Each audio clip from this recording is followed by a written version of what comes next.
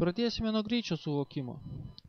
Jei nagrinėsime tipinį pardavimo procesą, tai jis susideda iš pagrindinių 6 žingsnių. Pirma, klientas pasiteirauja apie gaminius. Jis dar tik domisi ir galbūt nėra galutinai apsisprendęs, iš kur juos pirks ir kada pirks.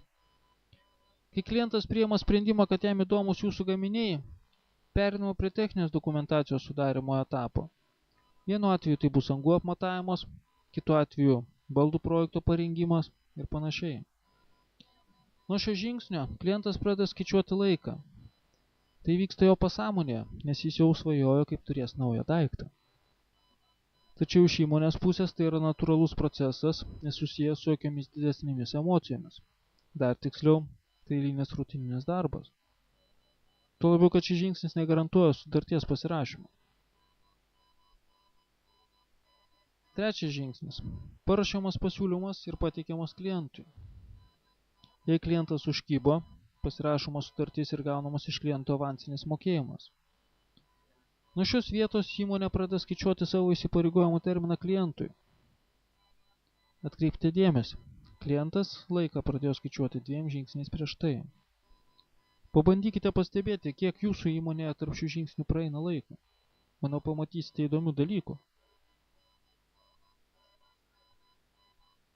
Toliau seka natūrali eiga. Įmonė įvykdo savo įsipareigojimus, klientas atsiskaito už suteiktas paslaugas ir šioje vietoje įmonės greičio valdymas dažniausiai baigėsi. Tai susijęs su vienu paprastu dalyku. Verslo tikslas yra pinigai. Kai jie yra gaunami, tikslas būna pasiektas ir tolimesnė motyvacija dažniausiai baigėsi. Tačiau jei darbai yra dar nebaigti, klientas terminą vis dar skaičiuoja, o įmonės skaitliukas jau nebesisuka. Šiame seminare šio klausimo plačiau nenagrinėsime, tačiau tai viena iš priežasčių, dėl ko mažėja pardavimai ateityje. Tai padaro kliento blogi atsiliepimai apie įmonę jo aplinkoje.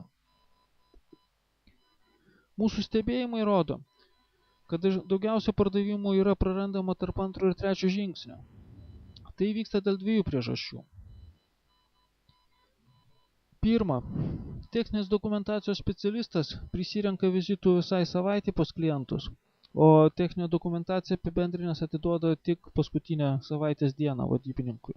Vadinasi, klientas, pas kurį jisai apsilankė pirmadienį, jau jisai visą savaitę laukia, bet pasiūlymas dar net nepradėtas ruošti. Antra, pardavimai taip pat turi specifiką banguoti. Dėl to susidaro pikai, kai viename ir kitame regione paprasčiausiai trūksta galinčių atlikti darbo specialistų, o nuo jų priimti neapsimoka. Kol jie išmoks dirbti, banga bus nuslinkusi ir jų išlaikymas kainuos brangiau nei galima nauda iš atėjusios bangos. Iš to kyla sekančios pasekmės. Klientas nesulaukęs pasiūlymo, nusivylė ir susinervina ir kreipiasi į kitą paslaugų tiekėją. Pasąmonėje jis jau turi sukaupęs nusivylimą ankstesnę įmonę ir savo aplinkoje skleidžia apie ją neigiamą informaciją. Ir tam žmogui visiškai neįdomu, kad galbūt ta kita firmelė dėl savo prastesnės likusių darbų kokybės neturi visiškai darbo. Ir kad tik dėl to pas juos nesusidaro tokie pikai kaip pirmojoje. Tai susijęs su tuo, kad klientas paprasčiausiai neturės galimybę sulyginti pirmos įmonės galutinio darbo su jo pasirinktų paslaugos tiekėjų. Jei specialistas apsilankė pas klientą, bet delsė daugiau kaip savaitę pateikti pasiūlymą, tai įmonė ne tik rizikuoja prarasti klientą, jau patiria nemažas sąnaudas. Tai yra įmonė mokėjo vadybininkui, kuris šokinėjo apie klientą. Pas klientą nuvažiavo ir specialistas, kurių visada trūksta ir jie kainuoja įmonei sąlyginai brangiai ir staiga gaunamas atsakymas ne. Kokie galimi sprendimai? Visų pirma, reiktų pradėti įmonei laiką matuoti tos pačios vietos kaip ir klientas. Kad darbą sektųsi organizuoti efektyviau, įmonė reikia įsivesti standartinius reagavimo konkrečioje pakopoje laikus. Pirmas žingsnis turėtų būti, per kiek dienų specialistas privalo pateikti paruoštą techninę dokumentaciją vadybininkui. Antras žingsnis, per kiek laiko po techninės dokumentacijos gavimo turi būti pateiktas pasiūlymas klientui.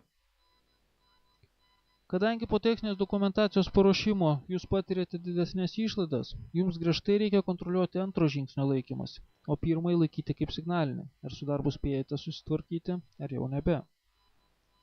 Tai yra, tai būtų požymis, kad atėjo paklausimų banga. Logika turi būti tokia. Tiem paklausimams, kuriems jau pradėta rinkti ar ruošti techninę informaciją, reikia kuo skubiau pabaigti, o naujus paklausimus aukoti. Nes jei naujam klientui neužteks kantrybės sulaukti pasiūlymo, jūs paprasčiausiai patirsite mažesnės sąnaudas. O jeigu kantrybės neužteks tam, pas kurį jau buvo atliktas vizitas, jūs patirsite didesnės.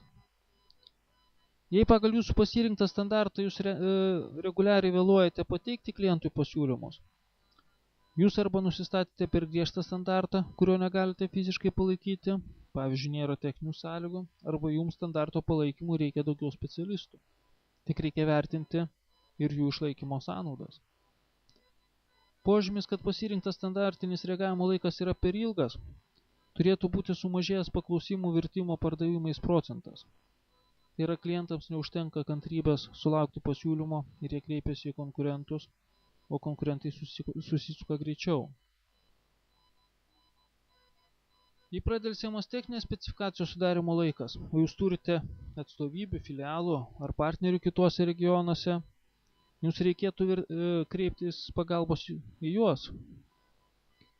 Jei neturi darbo, jie turėtų mielai paskolinti savo žmonės, kuriems mokėtumėte panašiai kaip saviems.